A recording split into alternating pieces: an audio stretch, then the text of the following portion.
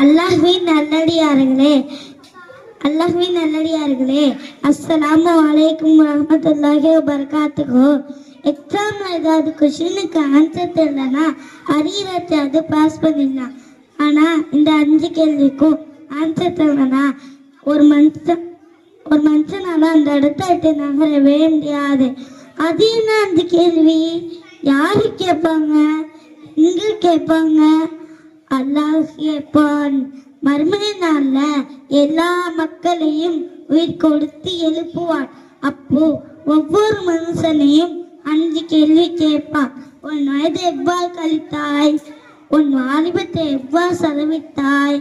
உன் பொருளை எவ்வாறு சம்பாதித்தாய்? அந்த பொருளை எவ்வாறு செலவழித்தாய்? நீ கற்றுக்கொண்ட கல்வியை வைத்து என்ன செய்தாய்? இந்த 5 கேள்விக்கும் ஆன்சர் தெரியலனா யாரோட காலமே அந்த இடத்த விட்டு நகரவே முடியாது. கம்மு போட்டா மாதிரி ஒட்டிக்கும். வித்தடிக்க முடியாது. லஞ்சம் கொடுத்து எஸ்கேப் ஆக முடியாது. இந்த எக்ஸாம்ல பாஸ் ஆகணும்னா ஒரே வழிதான் இருக்கு. நம்மளோட நல்லமை தான். நம்ம நல்லமை செய்யணும். தினமும் 5 வேளை தொழுதான். இம்மையிலும் மறுமையிலும் no tension no BP. Daily ஒரு குரான் ஓதுனா மனசுக்கு நிம்மதி மேல நிம்மதி. சந்தோஷம் வேணுமா? Very simple. டெய்லியும் திக்ர் பண்ணுங்க. ஏழைங்களுக்கு காசு கொடுக்கறது மட்டும் தர்மம் கிடையாது. சின்ன சின்ன நல்ல விஷயங்கள் செஞ்சா கூட தர்மம் தான். மற்றவங்களை பார்த்து சந்தோஷமா சிரிச்சா கூட தர்மம் தான். பாசத்தோட அம்மாவை பார்த்தா கூட நன்மை தான்.